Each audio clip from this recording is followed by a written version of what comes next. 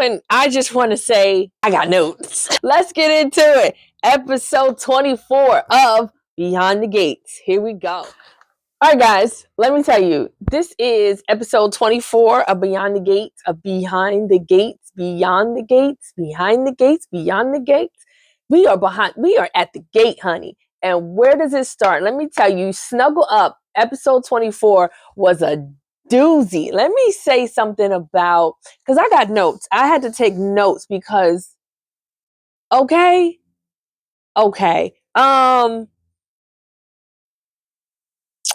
Kat was embarrassed the last episode because Eva saw her plan, erased the video. So she comes in there talking about some, you trifling SOSO. You just don't know what you do. She's like, yo, sis, first of all, calm down. You are too hype. You out here living a perfect life with a perfect family, and you coming at me. I'm not even your enemy. You out here looking stupid. Stop it. And she was like, well, I know you up to something. I know you got something going on. And she like, yo, relax. Stop. Stop. For real. And I'm like, Kat, you too busy doing other things. And sure enough, this is Delulu. When she called her Delulu, I was like, yep, nailed it. Cause then Kat goes over to the cafe, right? She runs into Tomas, sexy Tomas, and he's sexy, but there's a little, he's not quite, I can't think of the guy's name, the actor that he resembles, but not quite. He's just a hair off, just like a slice too thin or a slice too thick. Like he's just not perfect. Like, if perfect was a perfect, and nobody's perfect. I'm not perfect. I'm not saying that he's got to be perfect. I'm just saying that there's a little bit of a tilt to it. Just a tiny bit of a tilt. Great, sexy, gorgeous guy. This mofo comes down there and says, can you talk to your cousin for me? Because she out here being real reckless, and I might lose my job. And I was like, yo, he got the nerve. And she said the same thing. She was like, oh, you got nerve. And then sure enough, Naomi walks in because, honey, she just came from Bill. And when I tell you, Bill is evil, period, full stop. No more questions, no notes. He is an absolute, if I would cuss, if I wouldn't get my video banned or demonetized because I cuss. Let me tell you, this mofo is an absolute terror. He intentionally tells Naomi the wrong time for the meeting. So the girls, the plaintiffs, the defendants, the plaintiffs in this case, they show up super early for the meeting. Now Naomi is chilling at the same cafe that she was just at before she comes back and sees Ernest and Tomas. Tomas is back at the thing, right? She on the phone kicking and cat-cacking with Ashley because Ashley is back in the business. Because remember, we talked about her last time. We'll get to her later. But she kicking and talking about some, oh, yeah, come out, girl. We having a good time. I got to go, but I got time. She gets a text message that says, yo, where you at? Bill ain't here giving us the business. She gets in the car. She's running over there. So Bill is there talking about some, don't you think it's a little weird for you to be suing us for sexual harassment and everything? And she was like, what you think? She was like, what you think? He was like, well, didn't you do something? Didn't you send some emails to somebody who was working at another law firm? And she was like, yeah. And he was like, that's private patient confidentiality. She was like, wait, I didn't know he was a client. He was like, wait, how do you know about my personal emails? And he was like, well, anything you put on the server at work belongs to me, honey. So remember that when you at work and you sending your resume to other places, you got to remember that them servers belong to that company. And if you send something you ain't supposed to send, you can get in trouble. Just FYI. But anyway, she's like, oh. And he's like, and you bring this sexual harassment, that's all of your personal business. All your bedroom business will be out in the street. And they was like, really? And if you don't win, you still got to pay your lawyer fees and your bills and stuff. If you don't win, are you prepared for that? And this, the Asian lady, now don't get me wrong, I'm not being the Asian lady, I just don't know her name, I just know she Asian. She was like, well, wait, hold on. Maybe we should consider a deal, don't you think? And he was like, you should. And here come Naomi, stop talking. Like, if as paralegals in a very prestigious law firm, the first thing you know per client is shut your mouth. If you're not with your if you're not with your lawyer, shut your mouth, shut it. They in there get gacking and chit chat. And she was like, what did you say to him? She was like, well, he did most of the talking. He was like, you know what? I ought to bring you up on contempt charges for doing just that, for not tampering with witnesses, but harassing witnesses or something like that. And he was like, Naomi, I would never do anything like that to, oh no, and that is not me. My personality is spotless. My reputation is spotless, honey. And she was like, you know what? Kick rocks. And when you kick them with no shoes on. Because I'm going to get you. Thank you so much for helping my case. And exit stage left. That girl was out of here. Bill was like, oh. He realizing very slowly that he's really going to have to bring his A game against his own daughter. So he may take the gloves off a little bit, like one hand, but I really don't think he's going to be like full blown until his real back is against the wall and he a cat in the corner. But I digress. So now Tomas is seeing this. He goes, talks to Kat, say, hey, can you tell your cousin to, watch her mouth? Because she about to ruin a lot of lives. She'll understand. This is not just Bill and Mike. This is some real people who might lose their real jobs. And I was like, sir, you got nerve. And then he goes over to Naomi. He was like, look, you don't understand. I'm trying to come up. Like, you can't be out here just doing all of the stuff. And she was like, listen, get your ducks in a row. Put your resume out there because I'm coming for you. I'm coming for you. And I'm leaving here with something. As you would say, as Denzel would say, right? So they're going back and forth. Now, Kat runs over to Chelsea's because Chelsea's at her mom's house working on her bag collection. And she was like, oh, first I ran into Eva Diva, right? And she gave me the business. And then I ran into Sexy Tomas and he wanted me to tell your sister not to do anything. And she was like, I know my father is a trifling whore. Mother walks in, she's like, times that by 10, your father is trash. Let me tell you what I want to do for you. Right? She coming over from Nicole because Nicole had to do a wellness check on Danny. Danny is out here big-eyed and doughy like, I'm going to help my daughter become famous in her bag line because that is what mother can do, honey. I've done it for her modeling career. I could do it for her bags. I'm born for this. This is my calling. And Nicole is like, ain't nobody asked you to do nothing? You sure? Yeah, nobody need you to do anything. Nobody needs you to do nothing. Sit down. You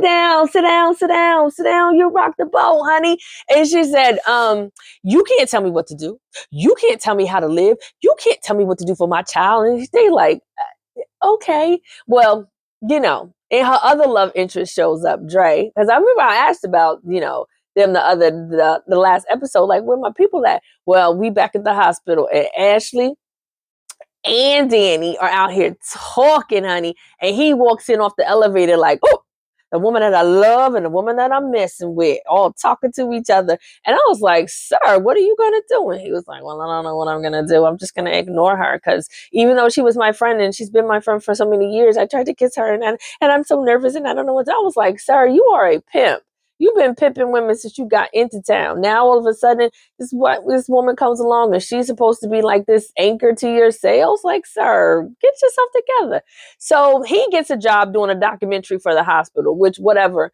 I mean, the video he did for the award ceremony for Nicole wasn't fantastic, but he got himself a job doing a documentary about new nurses. I was like, y'all just want to spend money. Just keep that man there. So he was like, there's something here that's keeping me here. And little does Nicole know, I think he was talking about Danny. She thinks she's talking about Ashley. He was like, yo, you can't ignore the girl. You can't ignore her, but you need to, work something out with her. And guess what? Our girl is back. Our girl Shanice is back. Ernestine Johnson. I was like, what is her name? Ernestine Johnson. That is my girl. I will follow her. She's funny. She's a great actress. I love her. When I first saw her, I screamed. I was like, oh, I know her. I was like, yes, Ernestine Johnson. I love her and her little baby Kobe. Oh, just love, love, love. Okay, so she came back and she gave us all the tea. And because you can, like, I love the little small nuances, right? When Dre and Nicole were talking and then they walked away from each other and she just sort of looked in that direction like, wonder what that's about, right? It was so good. And then she noticed like Ashley looking all disheveled. Have you scheduled your appointment with Dre? She was like, should I? I don't think he wants to even talk to me. And he was like, I need new scrubs. Like, let me put a pin in that. There's some stuff that just might happen, right? So then, she was like, Dre, can I talk to you, please? And he's like, okay, if you must. And it was like, well, you're only gonna schedule my appointment. Are you gonna still talk to me? Are we still gonna be friends? I don't want to lose your friendship. And he's just like, okay, well, he honestly probably just don't know how to handle it. He's never been rejected before because he is like a pimp and he's been pimping everybody.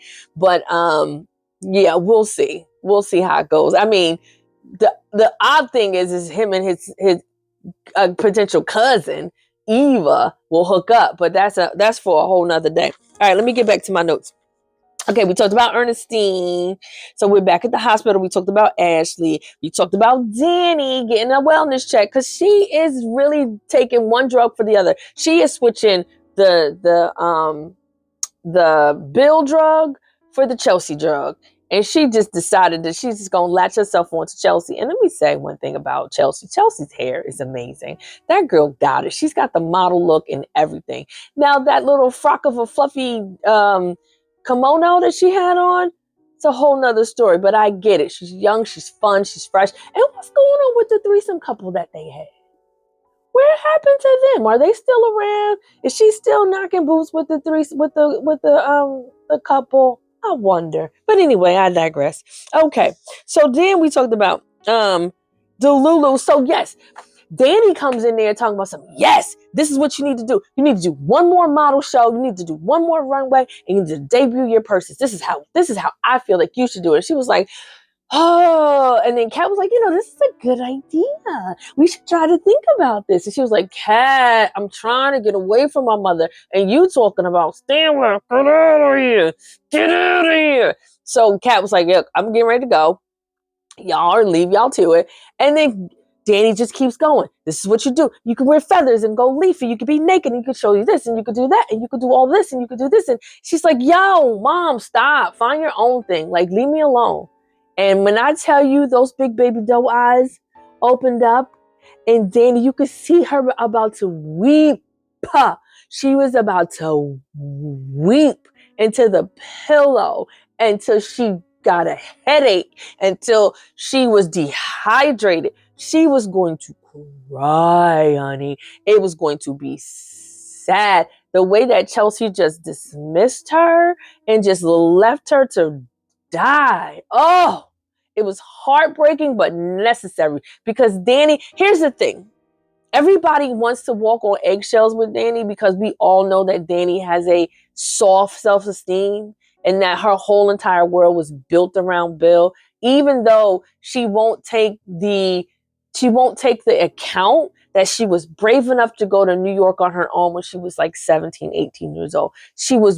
She had enough courage to get on runways where back in I would assume this was the late 1990s when she was doing modeling. So this was cutthroat. This was you had to be skinny. You smoke a cigarette and eating, no cheese, no dairy, no, like you just like there was, and it was just a cigarette and cocaine. You know what I'm saying? You just doing your thing. And the back in those hard runway days, you know what I mean? So for her to get through that, to have the strength to do that, to have the courage to do what she did, and to really be now half a shell of herself because Bill is gone, like pick yourself up, dust yourself off. Like stop being don't be in the Menace to Society and drinking your juice in the hood. Like you see what I'm saying? Like she's just so like she's just so empty inside. And then she was filling herself up with all of the things of Cat. Cat is my reason. Cat is the reason why I get out of bed. I have groomed her to be the next best top model. And she doesn't even want me. That is sadness. That is utter guttural sadness. That is an inception seed that I will never be enough. You hear me? So to see her big old eyes get misty, and it was like it was just so heartbreaking. I was like, oh my God. But it was needed. But you don't know how she's at a crossroads where her character is either gonna pivot to I'm every woman, it's all in me, or I'm never gonna let you go. You close my eyes and I'll love you forever. Like, she is going in one or two places, empowerment or desperation. One of the two of those things. She's going in there fast on a midnight train to Georgia, honey. Let me tell you. Okay, back to my notes. Okay. Who else am I talking to? Oh, we talked about the interview. We talked about Bill being a bastard. Yep, Bill's a bastard. He is, full stop. He full stop. For him to have that lady now.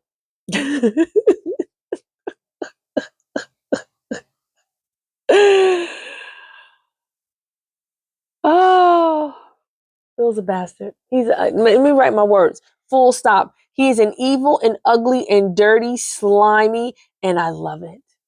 I love him for being just the evil villain that he is. And he got all the bones. He know where all the bodies is buried. So he definitely got a lot of cards to play. So I'm looking forward to the foolishness that he's getting ready to do. Okay. And then what happened? I told you about Danny and her coming to Chelsea with all of her things. Vanessa. McBride, Dr. McBride's wife, she's doing house shopping with Joey, the gangster, showing her houses for his mama. Now listen, these two get to the same cafe because this is the cafe. It's during the day they're at the cafe, at night they're at Uptown. I get it now. He's just gushing over, how ambitious she is and how talented she is, and they lock eyes and they touch hands over the phone because she's showing him listings and stuff, right? And I know that's probably really loud on the microphone. Randy comes in. You know Randy, Dr. McBride's BFF. Hey Randy, Vanessa says. I'm just showing Joey some houses for his mom. And the look on Randy's face leads me to believe that Joey's mama ain't alive. Joey's mama not only is she not alive, she been not alive for a long time. Long enough for him to know not to be looking for a house for his mama. Now, if Vanessa got any investigative wherewithal for her, and she know that Joey's a gangster, excuse me, sorry about that. She know Joey's the gangster. I'm sure when his mama died, would probably make news that gangster or mobster or organized criminal guy mother passed away. That would make news. So it's probably something that she could research. But I digress. I don't think that man's mama alive. And he kind of made this sort of suggestion to her that he is really up to something. He said the things that you do are magic. And what is up with him in this word magic? Because he said that about the cards too. He said magic, magic. Why is he using that word?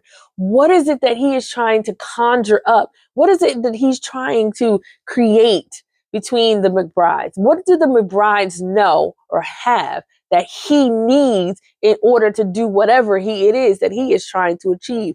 There's a gaping hole of lack of information in there for me. I'm really interested in where this is going. So, back to Delulu Cat though, because then they flash back. Cat's all upset because she realized she was going to go work for her dad, but she went back to the house versus going to the hospital. Now, like, don't you know your parents, they literally work every day. Why would they be home? And ma'am, you have a phone. You called them when you got home. You could have called them when you got in the car. Hey, Dad, I'm on the way, and you would have figured out are you at home or are you at the hospital? Like, yeah. Anyway, so she starts going off about Tomas and how he asked him about Naomi, and then she starts daydreaming. She want to get that man that cat so bad. She don't even know what to do with herself. She's kissing him in her daydream. And he was like, I'm sorry. She's like, I don't think a man has ever said that to me. Really? A man has never said he's sorry to you? A man has never done you wrong? So the first time a man does you wrong, you just accept his sorry as a token of affection? Cat, girl. Oh, he is doing just enough, and I think he's being as respectful as she is allowing him, because she's coming on to him really, really strong. But I think he's being respectful of her virginity and trying not to, but she wants to give him the taste. She wants to give him everything. Oh my God. And then he's like, you forgive me? I'm so sorry. And she was like, yes. She's like, well, then text that. I was like, you are delusional. This is not going to end well for you. Oh, gosh. And maybe I'm a cynic. Maybe I believe in love. Do you believe in love? I believe in love. I believe in you and me. I believe in love. But I just feel like a virgin, and he want to be the first, and I'm sure that you might not marry. Oh, it's just it's a lot of storyline there. But anyway, okay. I think that's it. Um um um Big Girl Princess. Oh, I told you that. Yep. And I said about the threesome. Yeah. Like, it's a lot going on. This is a really great show. That's episode 24. That's episode 24. Like, that's the gist. There was no Leslie. Derek still hasn't showed up, but he's a firefighter, so he's out, saving lives. And taking kittens out of trees. And that's so cute. Rescuing kittens. And then there's one other note. I haven't seen the Duprees yet. Mama and Papa Dupree. They haven't been around for a few episodes, but we've really been digging into Naomi and her clients. Yes, thank you, Jesus. Naomi and her clients. These hoes want to settle. Like, they get in the room with Bill for less than 5 minutes, and now they're already wanting to throw the case in. Like, y'all can't be my clients if y'all not real low down and in sync. You hear me? But I digress. That is episode 24. If you are not watching, I hope that you are now caught up. If there's anything that I missed, I will leave it in the comments, because I watched that episode and I was like, I just took in the information. There was no flowers really prominent. Everything was the artificial plants that we've already talked about. The window boxes, you can kind of see it now because they've got the sunlight on it, in a sense. So it's a lot more brighter. They've got a really good hedge situation, so it looks a little 3D, but it still looks a little flat, because obviously you're not going to gauge distance. So that's that. But it was nothing that stood out as far as florals. But it's really good. It's getting good. The storylines are getting a little bit more texture, because we're getting a lot more backstory. So, like, Vanessa, she comes from money, but she was never expected to be much. Oh, when she said that, I said, ooh, so you married this man. Who was Keith McBride? Was he just smart? Or was he an athlete when she met him? Or did Keith come from money? I didn't quite make that part out when him and Randy were having that very first conversation in the car, like in episode 1, when he was trying to get money from him. This man gambles like it ain't nobody's business. Like, and I talked about it last episode. Like, when does he go to work? Like, when does he actually do surgeries? because he is at the gambling spot more than he is at home and more than he is at work. So when does he actually work? And then there's so many questions with that guy, but I just wanted to get on here and give you this video because I've got to catch up. I'm a week behind, and I need to get on it. So you might get a few episodes back to back in a day, just so you know, so that I can get caught up, because there is a lot going on. And that's right. It's your girl Nikema Lee, and we're just a florist who loves pop culture and soap operas. So we're recapping Beyond the Gates, episode 24. Thanks for watching. Bye. Be sure to like, share, sign up for those notifications, and subscribe to this channel.